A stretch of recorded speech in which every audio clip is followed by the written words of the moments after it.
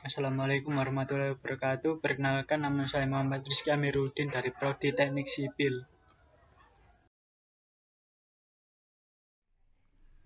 Di sini saya akan menjelaskan tentang distribusi frekuensi. Distribusi frekuensi merupakan tabel ringkasan data yang menunjukkan frekuensi atau banyaknya objek pada setiap kelas yang ada, dengan tujuan mendapatkan informasi lebih dalam tentang data yang ada yang tidak dapat secara cepat diperoleh dengan melihat data aslinya. Ada beberapa tahapan yang harus diselesaikan sebelum membuat tabel frekuensi. Langkah pertama, kita harus menentukan banyaknya selang kelas dengan rumus K sama dengan 1 ditambah 3,3 log N, dengan keterangan K adalah banyak kelas dan N adalah banyak data. Langkah kedua adalah menentukan selang dalam kelas dengan rumus I sama dengan R dibagi K, dengan keterangan R adalah range dan K adalah banyak kelas. Untuk menentukan nilai R dapat kita lakukan dengan rumus R sama dengan X max dikurangi X min, dengan keterangan X maksimum adalah nilai tertinggi dan X minimum adalah nilai terendah. Selanjutnya, kita akan mencoba satu latihan soal.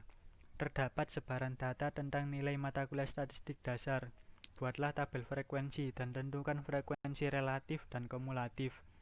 X sama dengan 60, 55, 61, 72, 59, 49, 88, 68, 90, 63, 57, 65, 78, 66, 40, 52, 79, 56, 87, 65, 42, 47, 50, 65, 74, 68, 85, 98, 81, dan 69.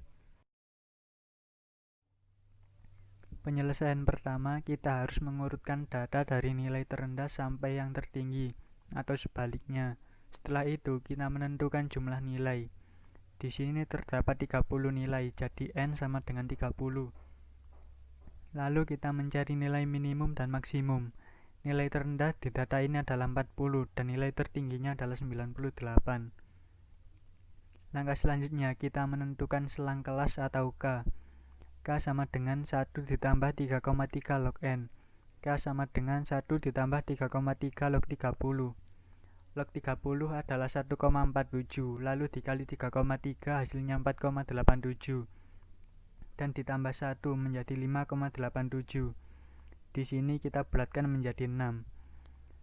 Langkah kedua adalah menentukan selang dalam kelas dengan rumus I sama dengan R dibagi K. I sama dengan X max dikurangi X min dibagi K. I sama dengan 98 dikurangi 40 dibagi 6. I sama dengan 58 dibagi 6. I sama dengan 9,6 dibulatkan menjadi 10. Tadi kita sudah mendapatkan banyaknya kelas ada 6 dan panjang kelasnya adalah 10. Jadi kita mulai membuat tabel distribusi frekuensi dimulai dari nilai terkecil dengan panjang kelas 10. Jadi kelas pertama 40 sampai 49. Kelas kedua 50 sampai 59. Kelas ketiga 60 sampai 69. Kelas keempat 70 sampai 79. Kelas kelima 80 sampai 89. Kelas keenam 90 sampai 99. Lalu kita masuk ke frekuensi. Antara nilai 40 sampai 49 ada 4 frekuensi, yaitu 40, 42, 47, 49. Antara nilai 50 sampai 59 ada 6 frekuensi, yaitu 50, 52, 55, 56, 57, 59. Antara nilai 60 sampai 69 ada 10 frekuensi, yaitu 60, 61, 63, 65, 65, 65, 66, 68, 68, 69. Antara nilai 70 sampai 79 ada 4 frekuensi, yaitu 72, 74, 78, 79. Antara nilai 80 sampai 89 ada 4 frekuensi, yaitu 81, 85, 87, 88. Antara nilai 90 sampai 99 ada 2 frekuensi, yaitu 90 dan 98. Lalu kita masuk ke frekuensi relatif. Untuk menentukan frekuensi relatif dapat dilakukan dengan cara membagi frekuensi tiap kelas dengan N. Kelas pertama 4 dibagi 30 sama dengan 0,13. Kelas kedua 6 dibagi 30 sama dengan 0,2. Kelas ketiga 10 dibagi 30 sama dengan 0,33. Kelas keempat 4 dibagi 30 sama dengan 0,13. Kelas kelima 4 dibagi 30 sama dengan 0,13. Kelas 6 2 dibagi 30 sama dengan 0,6. Jika dijumlahkan semua hasilnya adalah 1. Lalu kita masuk ke frekuensi kumulatif.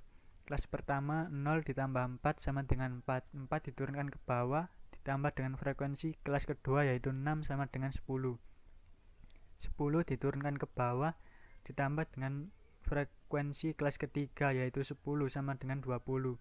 20 diturunkan ke bawah ditambah dengan frekuensi kelas keempat yaitu 4 sama dengan 24. 24 diturunkan ke bawah ditambah dengan frekuensi kelas kelima yaitu 4 sama dengan 28. 28 diturunkan ke bawah ditambah dengan frekuensi kelas ke-6 yaitu 2 sama dengan 30. Sekian dari saya, bila ada salah kata saya mohon maaf. Wassalamualaikum warahmatullahi wabarakatuh.